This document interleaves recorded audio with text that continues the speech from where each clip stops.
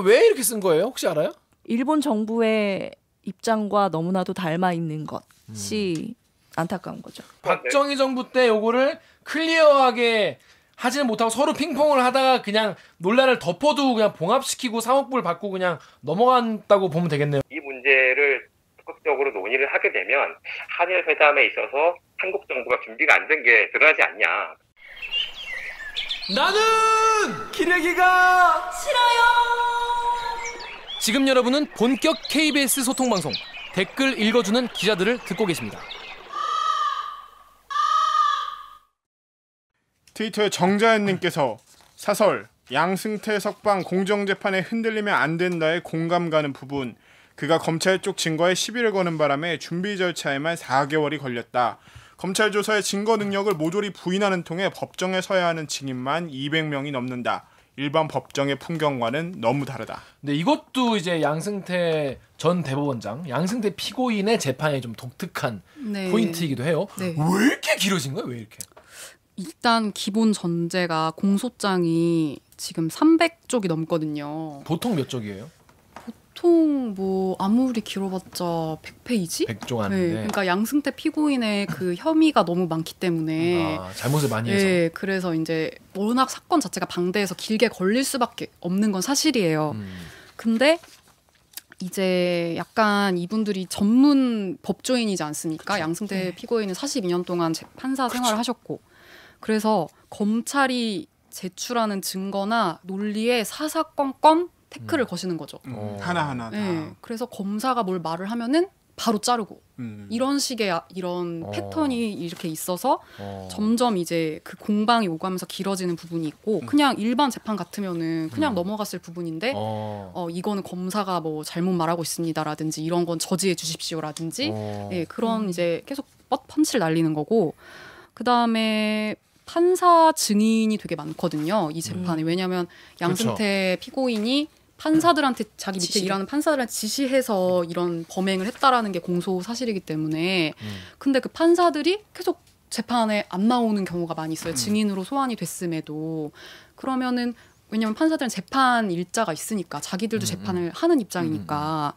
그래서 너무 불출석을 자주 해서 이제 증인 신문이 무산되고 그래서 계속 미뤄지는 부분이 있고 이제 불구속 재판을 받게 되었으니 더 길어질 수밖에 없다는 우려가 나오고 있어요. 지금. 이게 증인만 200명이 넘는데 실제로 지금 법정에 세워진 증인은 거의 없는 상황이죠. 검사가 신청한 증인이 212명인데 그중에 딱 4명이 됐어요. 지금 재판 시작한 지가 6개월, 3, 4, 5, 6, 7, 5개월 정도 됐고 정식 재판 시작한 지는 이제 3개월 정도 되거든요. 근데 증인신문을 지금 4명밖에 못했으니까. 언제 해 이거? 언제 불러? 그래서 이제 다들 내년까지는 당연히 갈 것이다라고 생각을 하는 거죠.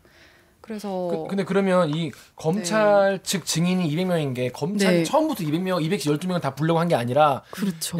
양승태 피고인이 계속 끊으니까 그럼 그거에 대한 증인 이거에 대한 이렇게 해서 늘어난 거죠. 그렇죠. 이제 양승태 피고인이 그 검사가 수사를 할 때 그 증인들을 다 불러서 조사를 했을 거 아니에요. 그렇죠. 그래서 뭐 진술 조서나 피의자 신문 조서 이런 게 있는데 그거를 못 믿겠다고 다 증거로 쓰는데 동의를 하지 않아 버린 거예요. 그래서 이제 법정에 그 사람을 직접 불러서 자기 앞에서 이제 진술을 하는 것을 증거로 쓸 수 있다고. 그게 원래 이제 원칙이잖아요. 근데 너무 많이 다 동의를 안 해버리니까 증인이 그렇게 많아진 거죠. 그리고 이제 담당 검사 입장에서 참 황당하겠어요. 힘들고. 그쵸. 그 검사들이 이제 곧 인사처리인데 인사가 나더라도 이 재판에 계속 들어와야 돼요. 그렇죠. 약간 굴레처럼 되어버려가지고. 그리고 또 재판이 길어진 이유 중에 하나가 그 증거 능력을 자꾸 문제를 삼아요. 그래서 제일 조금 황당한 부분이 이 재판에서 되게 증거 중에 하나가 그 아까 말씀드렸던 임종원 전 차장의 USB에 들어있던 문건들이었거든요. 그게 법원 행정처에서 작성한 내부 문건을 임종원 차장이 USB에 저장했던 건데 압수수색에서 그게 이제 발견이 됐어요. 근데 거기 이제 파일이 있을 거 아니에요. 그리고 이제 검사는 파일을 이제 제출할 수 없으니 그걸 출력해서 재판부에 증거로 제출을 그렇죠. 하는데 이제 양승태 피고인이나 이제 다른 피고인들은 피고인 입장에서는 그 출력물하고 이 파일하고 정말 같은 같은지 다 하나하나 열어보아야 된다. 그럼 검사를 못 믿겠다는 거냐? 추가를 검사를. 했을 거라는 얘기? 네, 검사가 그걸 뽑기 전에 뭔가 수정을 해서 제출을 했을 가능성이 있다. 그거 하면 다 걸려 나중에. 그렇게 또 주장을 하셨어요. 그래서 검증이라는 걸 하기 시작했어요. 그래서 검사가 이렇게 컴퓨터에서 파일을 실행해가지고 그 대조를. 파일을 이렇게 내려주면 변호인들이 그 문서를 종이랑? 보는 거예요. 그래서 뭐 글씨체가 다르다, 아니면 쪽수가 다르다, 이런 식으로 계속 와. 이렇게 하는 거죠. 그쵸, 그래서 그게 2,000개가 넘는 파일을 열어봐야 되는데, 그래서 하루는 뭐 몇 재판 경우에 한 재판이 지금 17번 열렸는데 그 중에 한 반은 검증한 데 썼다고 보면 돼요. 와. 그래서 되게 유명한 일화였잖아요. 첫 네. 번째 준비기일 때부터 뭐 가지고 시비 걸었냐면 그 글씨체 말씀드렸던 글씨체가 다르다.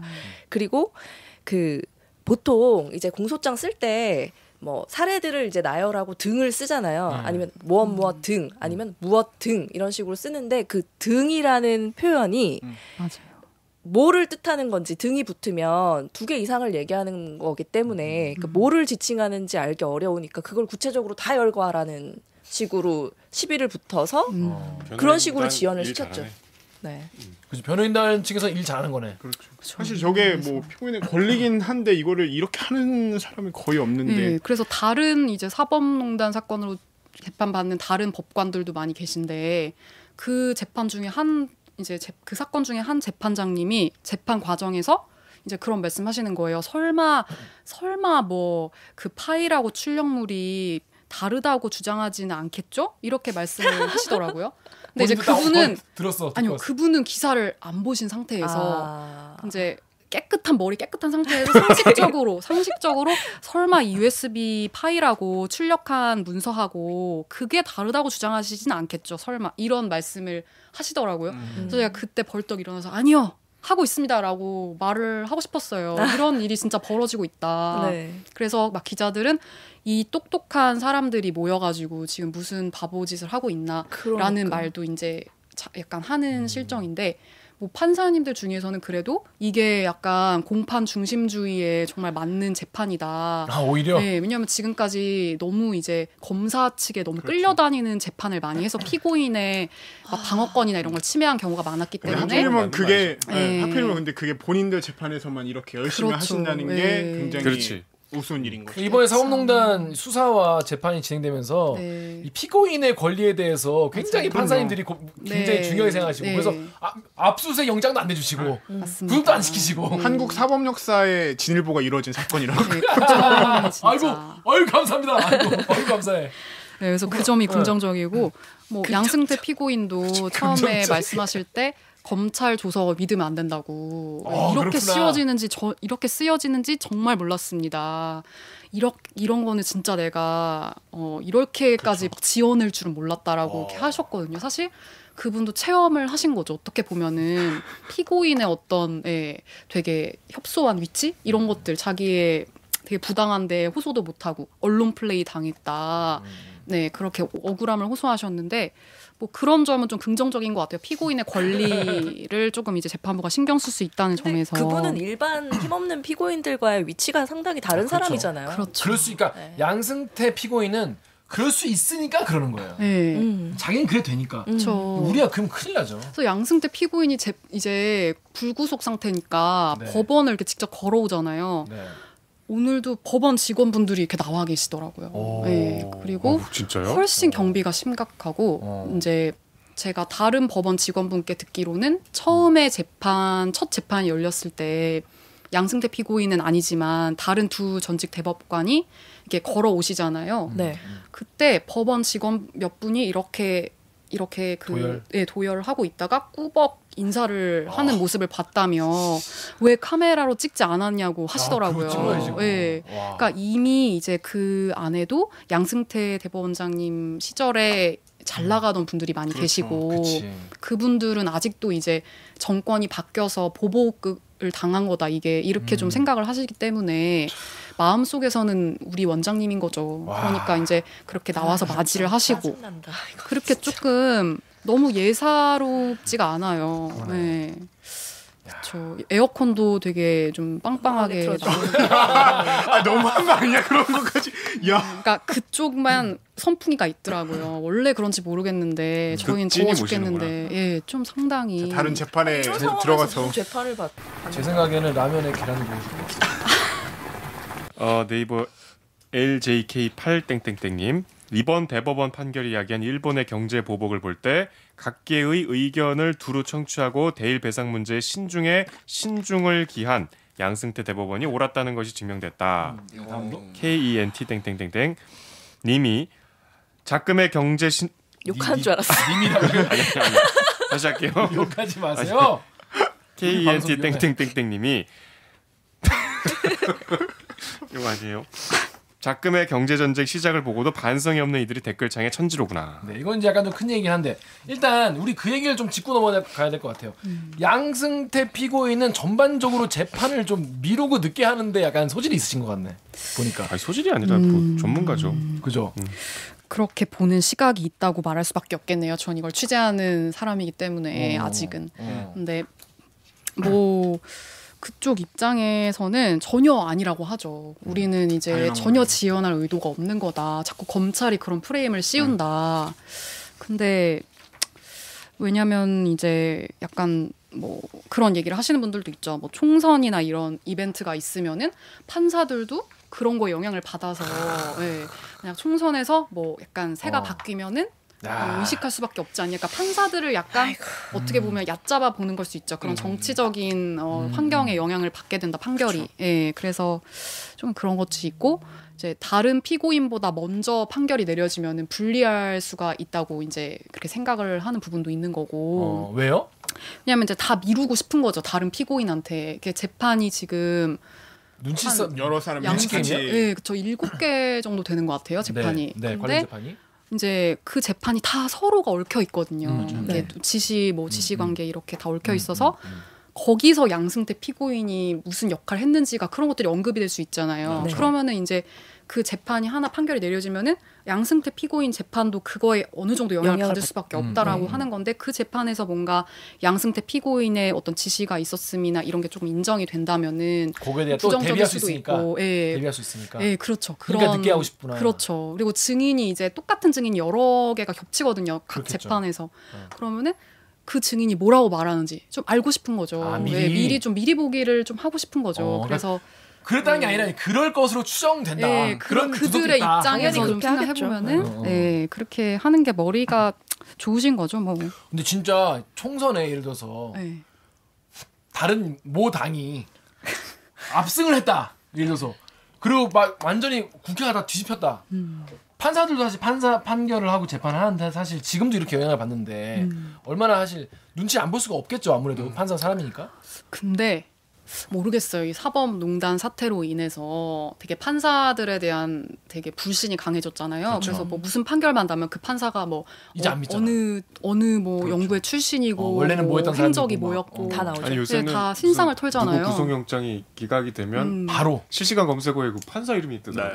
그렇죠. 그래서 판사님들이 처음 겪는 상황이니까 너무나 참담하다고 하시는데 사실 그분들의 업보인 거죠. 어떻게 보면 법원이 냉정해. 달라지지 나는 않으면 감싸줄 줄 알았어. 네, 달라지지 않으면 계속 업보야. 안고 가야 되는 거고. 지금 감싸줄 줄 알고 네, 전혀 감싸지 않죠. 제가 판사도 아닌데. 판사도 아니고. 네, 제가 엇보인 거죠. 와 냉담하다 진짜. 어쩔 수 없는 거죠. 네, 그거는 좀 이렇게 제대로 해결 안 하시면 어쩔 수 없는 일 같아요. 근데 이제 뭐 판사분들이 판결문을 쓰잖아요, 사실. 판사는 판결문으로 평가를 받게 되는데 그걸 이제 쓰는 이상 그렇게 논리적으로 말이 안 되는 판결을 내릴 수는 사실 없죠. 그래서 실제로 영향을 그렇게 받는다라는 것은 조금 제가 보기에는 조금 어려운 얘기인 것 같아요. 그럼에도 불구하고 당연히 시민들 입장에서는 그렇게 생각할 만한 근거가 많은 거니까 네, 이렇게 100% 우리는 안전하다.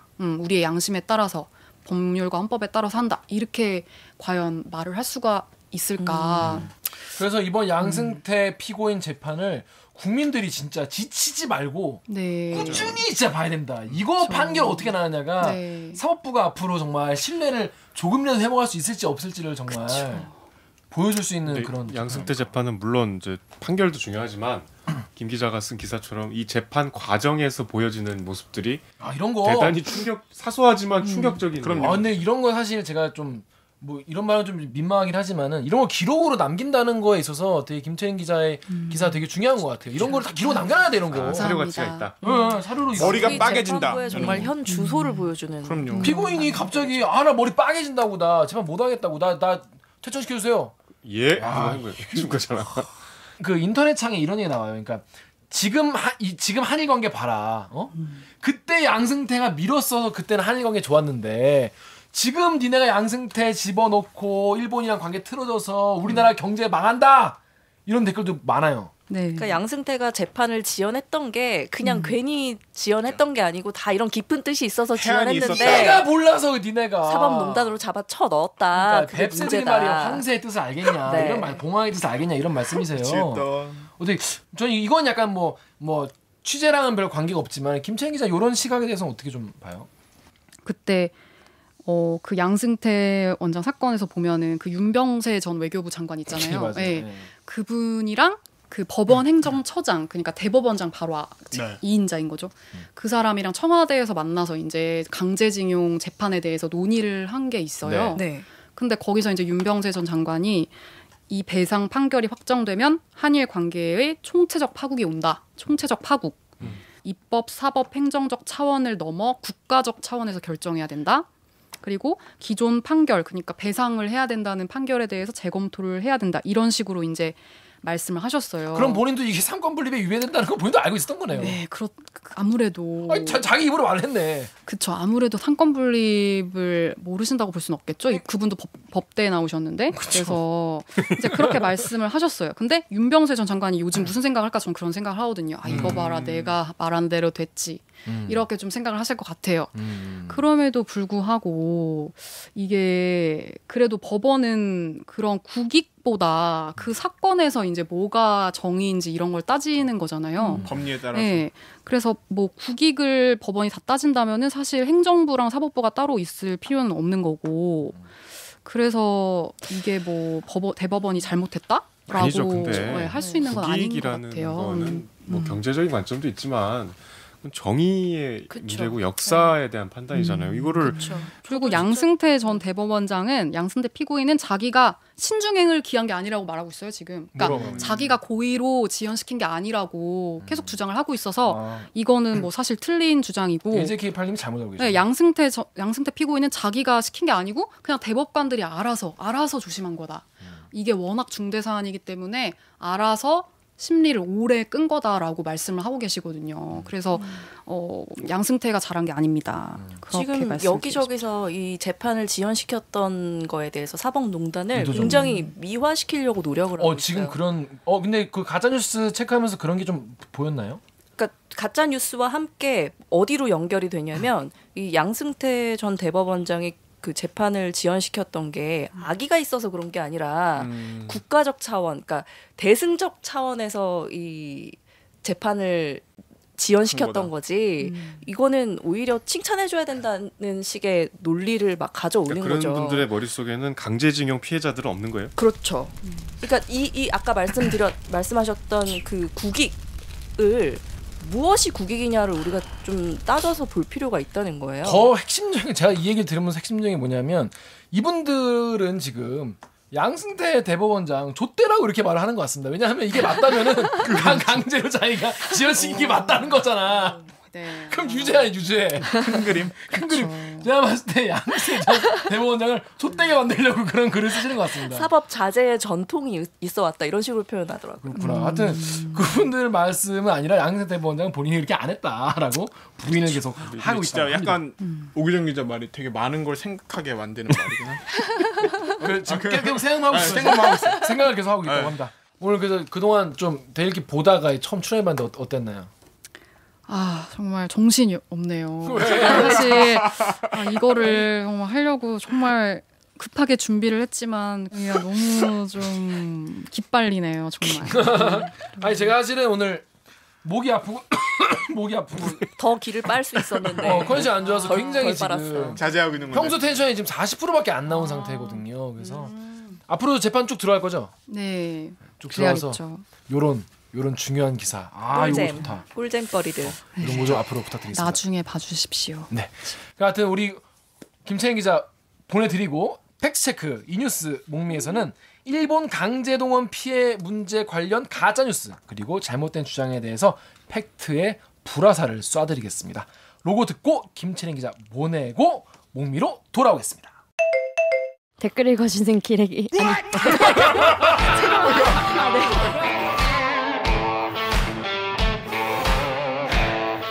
아 댓글 읽어주는 기자들 찔렀네. 기레기 아닙니다. 지금 여러분은 본격 KBS 소통방송 댓글 읽어주는 기자들을 듣고 계십니다. 팩트의 불화살로 목소리 미녀 어떻게 된 거야? 이렇게 했는데 다시 팩트의 불화살로 가짜뉴스 널 용서하지 않겠어. 이 뉴스 목미. 자, 가짜 뉴스 또 인터넷 빨카더라 이런 거 팩트 체크를 해 드립니다. 이 뉴스 목미. 자, 지금부터 시작을 하겠습니다. 아니 근데 최근에 오규정 기자의 기사가 네. 청와대에서 이게 화제라고. 셀럽, 옥셀럽. 청와대에서 화제가 아니고 요새 이제 페이스북 많이 하시는 민정수석께서 조국 민정수석이 청와대 다 필요 없다 우정한테. 조국만 저 말을 있으면 된다. 했어요. 조국 민정수석이 뭐라고 네. 본인 페이스북에 쓰셨냐면 오늘 7월 21일 아침에 뜬 KBS 기사 참으로 정확한 보도이다.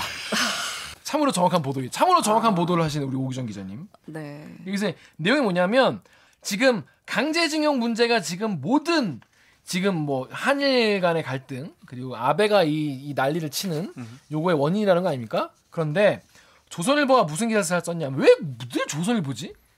이게 뭐 의도한 거 같은 느낌이에요. 그러니까 이게 참 어려워요. 근데 의도가 있어도 이건 팩트에 대한 문제잖아요. 그렇죠. 뭐라고 썼냐면 2019년 7월 17일자 기사 최근 기사에서 강제징용 보상이 1965년에 있었던 청구권 협정에 포함돼 있다고 노무현 정부 당시에 민관 공동위에서 결론 내렸다라는 얘기죠. 네. 조선일보 말에 따르면은 강제징용 문제는 65년 청구협정에 포함됐다고 노무현 정부가 결정했다. 판단했다. 근데 지금 와서 이렇게 말하는 건 말이 안 된다. 이런 얘기죠. 조선일보 얘기는. 네, 그거를 문재인 정부가 뒤집는 게 참 아이러니하다 이런 뉘앙스였죠. 네, 그렇습니다. 그런 내용이었는데 아, 이 말씀을 좀 먼저 네, 드리고 먼저 싶어요. 아니, 이게 저 혼자 쓴 게 아니고요. 이게 팩트 체크 팀이 기자가 3명 있는데 기자 그리고 또 저희 또 작가님이 또 계세요. 그래서 다 같이 취재해서 공동의 결과물을 낸 거기 때문에 이게 너무 제가 과분해서 칭찬이 이 말씀을 드려야 될 것 같아요. 얘기한 거랑 좀 다르네. 왜냐면 내가 말이야. 왜냐면 이게 가짜 뉴스가 돌면 그때 파바박 해서 취재를 해서 결과물을 만들어내야 되잖아요. 근데 이런 거 같은 경우는 너무 광범위하고 브로드하기 때문에 브로드가 광범위지? 광범위하기 때문에 근데 여기 지금 사실 익숙치 않은 분도 계실 것 같아요. 민관 공동위가 뭐냐? 혹시 정혁 기자 요거 좀 잘 알고 계시나요? 민관 공동이라는 게 무슨? 그러니까 조선일보에서 왜 이걸 이렇게 문제 삼냐면 네. 문제 삼기가 딱 좋아요. 왜냐하면 이 민관 공동회에 당시 문재인 민정수석이 들어가 있었거든. 네. 2005년으로 이제 거슬러 올라가는데 2005년이면 그러니까 65년에 한일 청구권 협정이 있었으니까 40년 뒤잖아요. 이때 그 한일 협정 문서가 40년 만에 공개가 됐어요. 네. 그게 딱 공개가 돼서 이게 이제 당시 강제징용 피해자들이 공개해달라 뭐 이런 이제 요구를 법원이 받아들여서 공개를 했는데 당시 노무현 정부가 이 후속 대응을 위해서 꾸린 게 민관공동위원회였어요. 민이랑 관이랑 같이. 예. 그래서 당시에 이해찬 총리가 위원장이었고 문재인 민정수석도 위원으로 참여를 했었죠. 그래서 뭐 결과적으로 피해자 7만여 명한테 정부가 보상을 했어요. 강제징용 피해자들한테. 근데 그 과정에서 이제 조선일보가 지적을 한 거는 노무현 정부 때 꾸려진 지금 문재인 대통령이 참여했던 위원회가 65년에 이미 끝난 거라고 그들이 얘기를 했다. 근데 그때 위원으로 참여했던 문재인 수석이 지금 대통령이 된 정부에서 이거를 왜 또 문제 삼냐 이런 논조를 지금 펴고 싶었던 거겠죠? 네. 큰 흐름을 먼저 짚고 갈게요. 먼저 제일 처음에 있었던 건 한일 65년에 있었죠? 네. 한일 협정입니다. 한일 협정. 네. 65년 한일 청구권 협정. 이거는 누가 했냐? 당시 박정희 대통령이 했습니다. 한일 협정이 있었고 그 이후에 당시의 문서가 공개가 된 거죠? 그렇죠. 공개가 2005년에. 2005년에 공개가 돼서 당시 노무현 정부의 민관 공동위가 또 한 번 결정을 합니다. 그 다음에 뭐가 있냐면 박근혜 정부의 위안부 합의가 있어요. 박근혜 정부 위안부 합의가 있고 2015년에 그리고 나서 2018년에 대법원 판결이 납니다. 강제징용 관련해서. 요 네 가지 꼭지를 옆에 제가 써드렸죠. 그래서 요거의 흐름대로 할 때 요거를 딱 잡고 가시면 되겠습니다.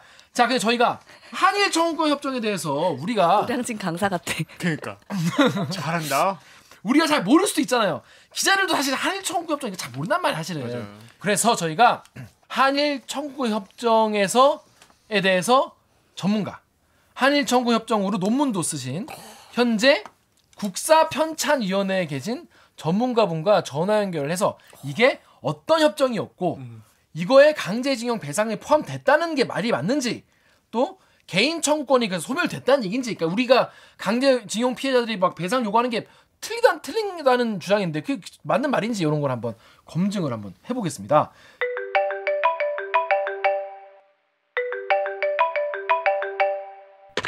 네, 안녕하세요. 저는 KBS의 김기화 기자입니다. 네, 안녕하세요. 네, 안녕하세요. 본인 소개 좀 부탁드리겠습니다. 네, 저는 지금 국사편찬위원회라는 곳에서 일하고 있는 정대훈이라고 합니다. 아, 예, 반갑습니다. 그 본인께서 이 65년 한일 청구권 협정에 대해서 뭐 논문도 쓰시고 관심이 많으시다고 들었어요. 사실인가요? 사실인가요? 네, 거짓이 아닙니다. 거짓이 아니라고 합니다. 야, 그러면 저희가 사실 이번 사건이 나오기 전에는 한일 청구권 협정이라는 거에 대해서 잘 몰랐거든요. 이게 대략 어떤 협정이었는지 설명을 좀 부탁드릴게요.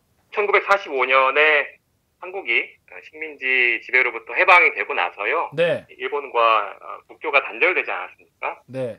그거를 재개하기 위한 일련의 협상들이 있었는데요. 1965년에 타결이 된 거고요. 네. 그렇게 해서 한국과 일본의 외교 관계가 다시 한번 수립된 그런 협정이죠.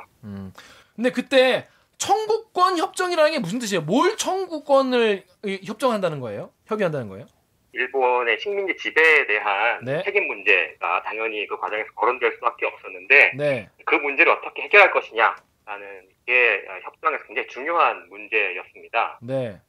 그런데 일반적으로 식민지 책임의 문제를 이야기를 하려면 우리가 잘 알고 있는 것처럼 뭐 배상, 뭐 보상, 뭐 이런 정도의 표현들을 써야 할 텐데 네. 그런 표현들을 쓰게 되면 일본 정부로서는 식민지 책임을 인정하는 수밖에 없잖아요. 네.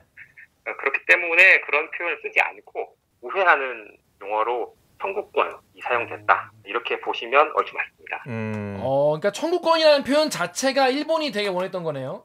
협정을 타결 지으려고 하는 그 당시 한국 정부의 합의도 없었다고 말하기 좀 어렵겠죠. 그러니까 어쨌거나 박정희 전 대통령의 요구와 일본의 그런 원하는 게 맞아 떨어진 건가요? 1965년 한일협정 타결에만 국한 지어 보자면 그렇기는 합니다. 왜냐하면 제가 이렇게 말씀드린 이유가 네. 이 한일협정이라는 것이 그 이전 이승만 정권기부터 쭉 내려오는 긴 역사가 있는 것이기 때문에 네. 그때 그러면 받은 돈이 3억 불이 전부인가요? 정확히는 5억 불입니다. 무상으로 3억 달러고요. 네. 유상으로 2억 달러 그리고 그 외에 민간 차관으로 몇억 달러가 이제 붙어있긴 한데요. 일단 공식적으로는 무상 3억, 유상 2억 합쳐서 5억 달러라고. 근데 여기에 강제징용에 대한 배상금도 포함이 되는 건가요? 일단 그 얘기는 굳이 언급하지 않는 방식으로 혹은 추후에 해결하는 방식으로 해결이 됐고요.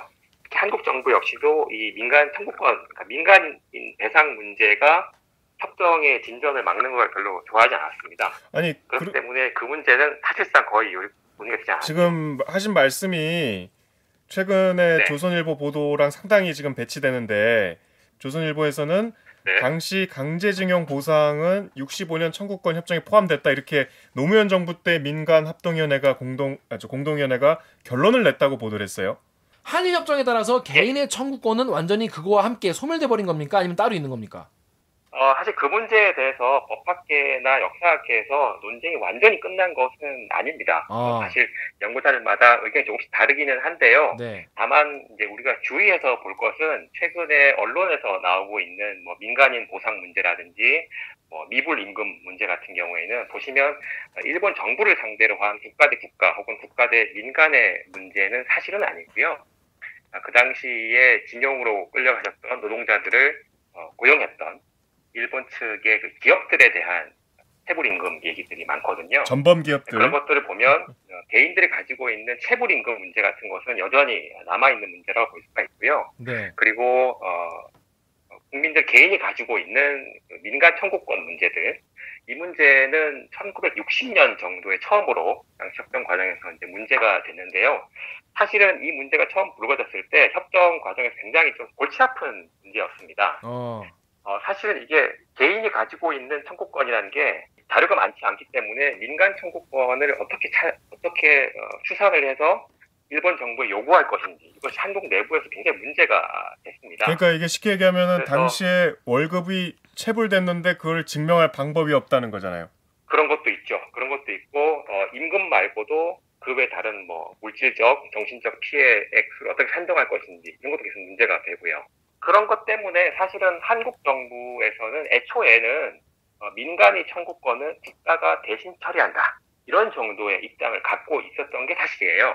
어느 정부가요? 그래서 실제로 그렇게 타결을 지은 건 박정희 정권이기는 하죠. 이 문제는 제대로 해결되지 않고 정치적으로 퉁치는 방식으로 해결된 게 사실이긴 합니다. 결론이 안 났네요.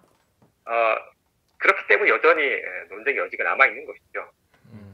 박정희 정부 때 요거를 클리어하게 하지는 못하고 서로 핑퐁을 하다가 그냥 논란을 덮어두고 그냥 봉합시키고 3억 불 받고 그냥 넘어간다고 보면 되겠네요. 그러면 깔끔하게.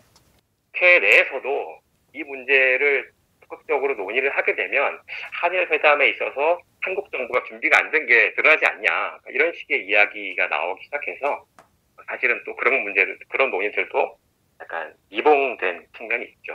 그렇습니다. 무슨 말인지 잘 알겠습니다. 오늘 말씀 감사하고요. 네. 예, 앞으로도 국사 잘 써주시기 바랍니다. 네. 뭐 그런 일을 하는 곳은 아닙니다만은. 창피하게. 네덜란드에서. 네, 그럼 다음에 뵙겠습니다. 고맙습니다. 제가 마지막으로 한마디만. 네네네, 하세요. 연우가 사랑한다. 고맙다. 자, 그 핵심은 65년 한일 청구권 협정으로 받은 3억 불 현물로 받았다는 거잖아요. 네. 근데 여기에 강제징용 배상금도 포함됐다고 노무현 정부가 판단했다는 게 조선일보의 기사 아니겠습니까? 그쵸. 이게 근데 일단 그건 맞아요? 3억 불의 강제징용 배상금 포함된 겁니까? 저는 이걸 사실이 아니라고 판단을 할 수 있을 것 같아요. 아니다, 왜? 네. 이게 그 배상과 보상을 좀 구분해서 좀 생각을 해야 될 것 같아요. 요거 헷갈리는 분들 많아요. 미지급 임금이 있잖아요. 미지급 임금에 대해서는 보상에 해당되는 거고요. 그리고 이런 그 일본 정부와 일본 기업의 불법 행위로 인해서 내가 받았던 고통까지를 다 감안한 위자료는 손해배상 청구에 들어가는 거예요. 근데 지금 이 피해자들이 주장하는 거는, 피해자들이 그 소송을 낸 거는 그러니까 그 보상금에 대해서 낸 게 아니고요. 정신적인 손해에 대한, 신체적, 정신적 고통에 대한 손해에 대한 위자료를 청구한 거죠. 그러면 이 3억 불의 강제징용 배상금이 포함이 안 됐다는 거예요? 예, 그렇죠. 이 3억 왜? 불을 주면서 어떤 얘기를 했냐면 이 3억 불의 성격을 독립축하기금이자 독립축하. 네. 축하한다. 그리고 우리가 니네를 식민지배했는데 우리도 독립해서 축하해. 무슨 대학 보냅니까? 그것이면서 동시에 경제협력기금의 성격이 있었다고 규정을 했고요. 이 청구권 협정에 위자료 청구권이 포함됐다고 보기가 도저히 어렵다. 이렇게 판단을 한 거예요. 근데 65년 당시의 문건이 공개가 된 거예요. 노무현 정부 때. 네. 2005년에. 그죠? 40년 만에. 네. 그래서 노무현 정부 때 이걸 공개했습니다. 그래서 민관공동이라는 게 생겼죠.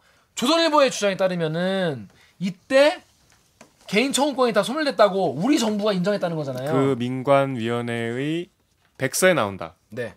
조선일보가 이런 주장을 하니까 심재철 자유한국당 의원이 또 이 얘기를 갖다가 이제 인용을 한 것이지, 본인은 뭐 전문가에게 물어봤다고 하는데 2005년 민관공동회의가 강제동원 피해자들의 개인 청구권을 행사하기 어렵다고 결론 내렸다라고 하는데 이 말이 맞습니까?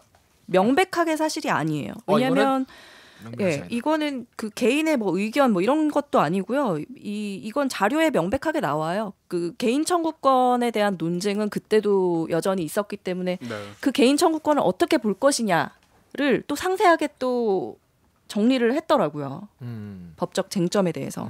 어떻게 정리가 됐나요, 그럼? 일단 우리 정부가 일본에 다시 법적 피해 보상을 요구하는 것은 재산권 보상을 요구하는 거는 신의칙상 곤란하다. 쉽게 말해서 3억 받았자. 3억 받아서 또 달라고 하긴. 3억 받은 거 그거 굉장히 불합리했어. 오케이. 근데 이거는 국가 간의 협정이고 이거는 외교 간에 이미 그 외교적 보호권을 박탈했다는 것이 이 협상의 요였기 때문에 그거에 대해서는 다시 요구하는 게 신의칙상 곤란할 것 같아. 오케이. 근데 피해자들 개인이 네. 강제 동원은 일제 불법적인 한반도 지배 과정에서 발생한 정신적, 물질적, 총체적 피해다라는 이런 법정 논거로 해서 일본에다가 다시 배상을 청구한 일본 기업에 다시 배상을 청구하는 거는 가능하다 이렇게 적고 있어요. 그러니까 완전히 틀린 거라고 봐야죠. 그러니까 국가 간의 협정으로 약속을 했더라도 개인이 일본 기업에 청구를 하는 것까지 막을 수는 없다는 건데 그렇죠. 그거는 사실 국제법 전공하시는 분들한테는 상식에 가까운 내용이라고는 지적을 최근에 또 일본에서 했잖아요. 그렇죠. 이 판결이 나왔을 때 일본 변호사 한 100여 명이 공동 성명서를 냈어요. 아주 바람직한 판결이었다. 개인 청구권 소멸되지 않았다는 내용을 담아서. 조선일보 왜 이렇게 쓴 거예요? 혹시 알아요? 해석을 어떻게 하느냐의 문제인 거죠. 근데 그 해석이 일본 정부의 입장과 너무나도 닮아 있는 것이 안타까운 거죠. 네이버의 주수님께서 노무현 때 6천억 줬다잖아. 근데 이제 또 위로금 주라는 소리잖아. 아 좋다 이거야. 그럼 북한한테는 왜 보상금 위로금 못 받고 돈을 퍼주기만 하냐.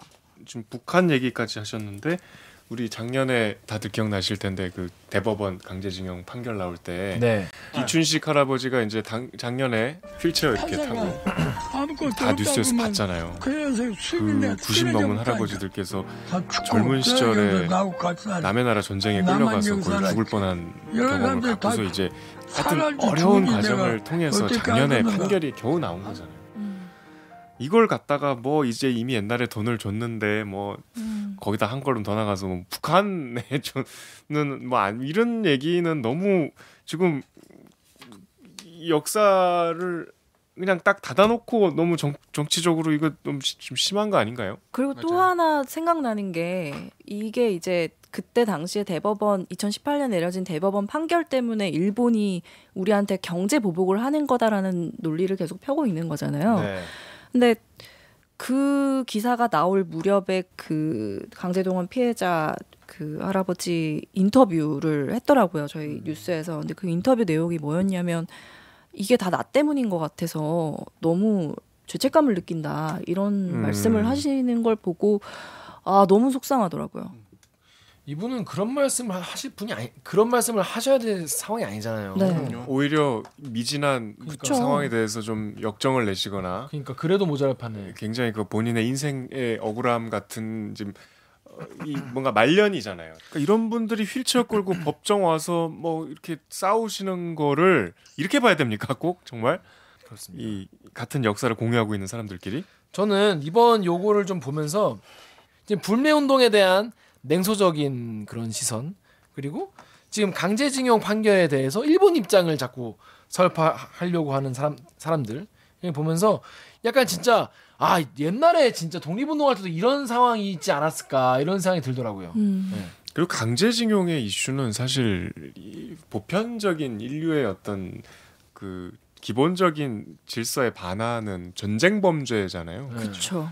우리가 마땅히 같이 아파야 되고 분노해야 될 역사적인 사실들에 대해서 좀 다시 한번 생각해 보셔야 될 것 같은데 그 일본 변호사들도요. 네. 그 성명 냈던 변호사 100분 넘는데 그분들도 이거는 인권 문제다라고 얘기를 해요. 이거는 일본과 한국의 뭐 그런 문제가 아니고 인권 문제다. 그러니까 그 다시 생각해 봐야 되는 거죠. 그래서 이런 일이 있었는데 이거에 대해서 아까 말씀하신 대로 2018년에 대법원 판결이 납니다. 근데 이거를 누가 미뤘다?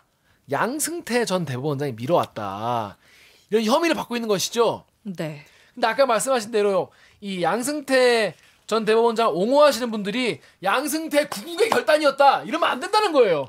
해안이 있었다. 양승태 전 대법원장한테 아무런 도움이 안 됩니다. 오히려 감옥에 가게 만든다. 저는 이게 이렇게 양승태까지 연결이 될 거라고는 정말 생각도 못했어요. 그래서 사실 그 기사를 읽거나 아니면 그 국회의원의 발언을 들었을 때 정말 제 귀를 의심했어요. 정말 사법 자제의 전통을 이었던 거다. 사법 자제. 네, 그러니까 외교적 마찰을 피하기 위해서 자제했던 거다. 이런 식으로 표현을 했더라고요. 그러니까 그런 표현을 하시면 양승태 대법원 유죄 나온다니까. 올리는 게 아니에요. 사건 분립은 정말 개나 줘버리고 사실 인생의 가장 황금기라고 하는 청춘 때 겪었던 그럼요. 일본 일제로 인해서 겪었던 그런 말도 안 되는 겪지 않아도 됐던 불행. 그렇죠. 그리고 그분들뿐이 아니라 수많은 당시 젊은이들이 겪었던 불행. 네. 그리고 위안부로 끌려갔던 그 당시 소녀들의 불행. 이런 것은 그러니까 안중에도 없는 거야 이 사람들은. 그러니까 그런 불행에 눈 감았던 양승태 전 대법원장을 어떻게 사법 자제 전통을 이은 거라고 옹호를 할 수 있으며 게다가 그리고- 뭐라고 했냐면 윤영석 자유한국당 의원이 뭐라고 했냐면요. 18일 국회 기재위 전체 회의 중에 정부가 지금 하는 걸 보면 자꾸 강대강 대치를 하면서 문제를 해결하지 않고 반일 감정을 부추기고 민족 감정을 부추기고 죽창과 의병 배 12척 이런 식으로 하는 것은 바람직하지 않습니다. 그래서 우리 일본 정부는 좀 퇴행적으로 하더라도 우리 정부는 좀 어른스럽게 나가야죠. 우리 일본 라고 했어요. 정부는- 네, 우리 일본 정부라 했어. 강병수 기자가 1박 2일 만났던 그 할아버지가 심지어 정부도 아니에요. 그 일본 기업을 상대로 이렇게 싸우는 것까지 우리가 뭐라 그래야 됩니까? 그러니까요. 그렇습니다. 정말 아프게 하는 분들인 것 같고 그래서 앞으로도 우리 언론들이 이런 거를 이렇게 가짜 뉴스 얘기하잖아요. 이거를 가짜 뉴스를 밝히는데 에너지가 너무 많이 들어. 비세상에. 근데 가짜뉴스는 이미 공기에 다 스며들었어. 그 사이에. 그럴듯하게. 이게 진짜 가짜 뉴스의 정말 나쁜 점이라고 저는 생각합니다. 진짜. 그 덕에 또 옥 기자가 또 이 불화살. 껴버리겠다. 자, 오늘 방송도 참여 방법 알려드리면서 마무리하겠습니다. 기자님들. 속 시원한 방송 댓글 읽어주는 기자들은 매주 목요일과 금요일 유튜브, 팟빵, 아이튠즈, 파티, 네이버 오디오 클립, KBS 라디오 앱, 콩의 팟캐스트를 통해서 업로드됩니다. 매주 일요일 오후 5시 5분 KBS 1라디오에서는 초심자도 쉽게 받아들일 수 있는 순한 맛 대들기도 방송되고 있습니다.